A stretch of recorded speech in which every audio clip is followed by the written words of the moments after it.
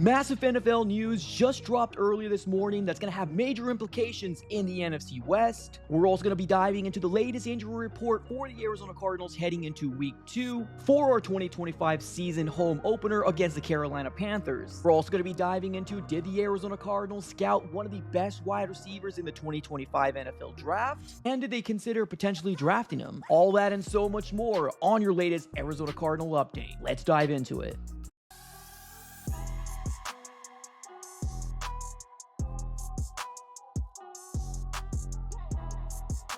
What's going on, everybody? Welcome back into another video. Definitely do me a huge favor, smack up that like button and subscribe for more Arizona Cardinals content on this channel. We're covering the Arizona Cardinals news, breaking news, conversational pieces, everything surrounding your favorite team. So subscribe it up. It's absolutely for free. But today, ladies and gentlemen, we're going to be giving you all the latest updates for the Arizona Cardinals that we've been hearing for the past 2 days. And so far, there is a good amount of things to talk about heading into Week 2 against our matchup, home opener against the Carolina Panthers. So without further ado, ladies and gentlemen, let's just jump right into it. I want to go first start off here with the injury report for Week 2. Now, please keep in mind, this is going to be for Wednesday, right? Now, for the most part, when you're looking at this, injury report, there's not really much to kind of panic about for either side of the ball. We did have 3 players that did not show up in practice yesterday, one of them being Kelvin Beachum, veteran offensive lineman, but it come to find out that it was more of a veteran day off. You also had Tip Ryman, which nobody really knows exactly why he missed yesterday. And then on top of that, you had Cody Simon, which unfortunately got hurt, and he was taken out of last week's game with a concussion. But as of Wednesday, Jonathan Gannon did not provide us any update on rookie linebacker Cody Simon. And if you guys did not know, with the latest breaking news that ended up dropping yesterday with Joey Blount, safety / special teamer and captain for the Arizona Cardinals in the 2025 season, ended up going on IR with a season-ending injury, and Jonathan Gannon described it as a neck injury. Now, with all those moves happening, the Arizona Cardinals did elevate wide receiver Simi Fehoko to the active roster, which honestly at this point is a kind of a breath of fresh air,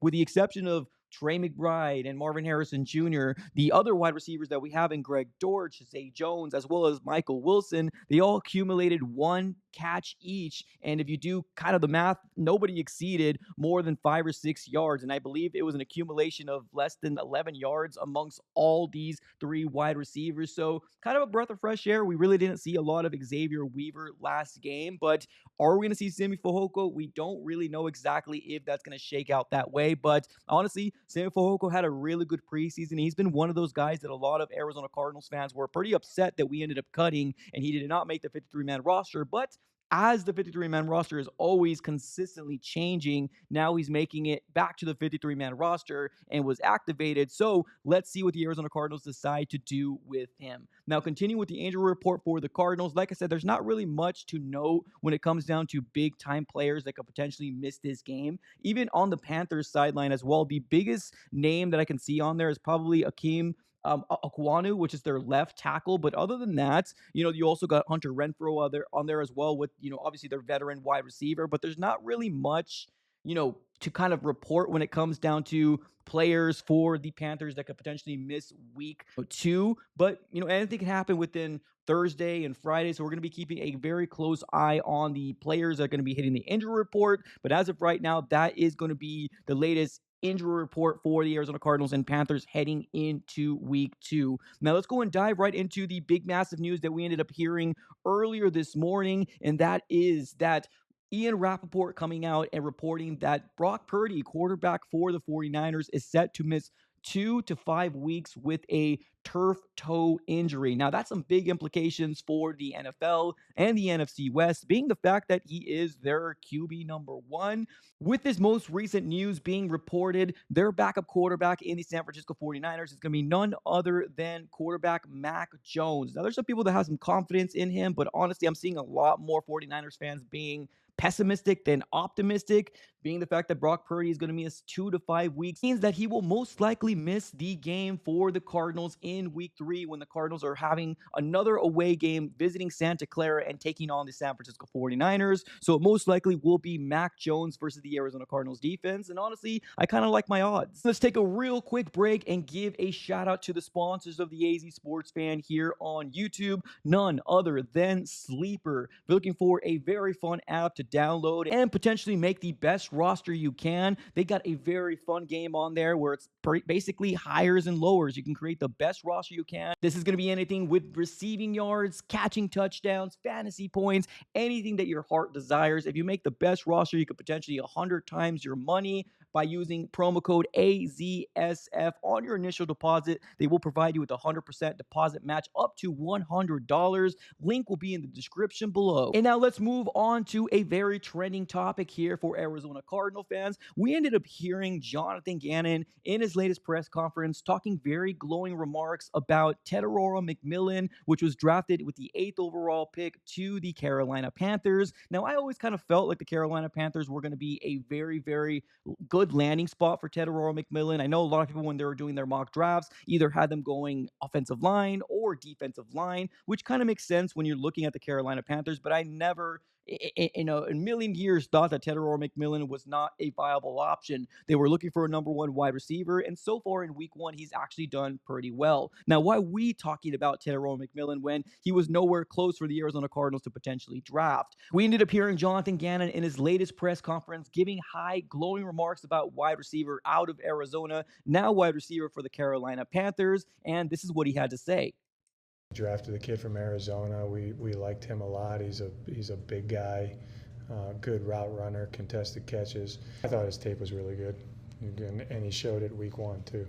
Now, is this one of those things where Jonathan Gannon is just providing, the insight as to who they're getting their eyes on, right, come week 2 of the NFL season? That can very well be a real thing, right? Now, we did hear Jonathan Gannon came out, says that they kind of scouted him heading into the 2025 NFL draft. Now, I love the idea that this Arizona Cardinals organization is turning over every single stone, right? They're leaving no stones unturned. Now, to me, I felt like wide receiver was a point of emphasis that the Arizona Cardinals were hopefully going to be able to, get in the 2025 NFL draft. Now, of course, the way that everything fell, the way that the board fell, it was Walter Nolan with the 16th overall pick in the first round. And of course, Will Johnson, cornerback out of Michigan in the second round. And now 3rd round pick, Jordan Burch, edge rusher out of Oregon. So far, we're getting 2 really good rookies that already the NFL world is talking about. Of course, cornerback Will Johnson is the big one that a lot of people are talking about, being the fact that he graded very high in his PFF grades in week 1. There's a lot of people talking about, should have the Arizona Cardinals gone all in on Tetairoa McMillan, aka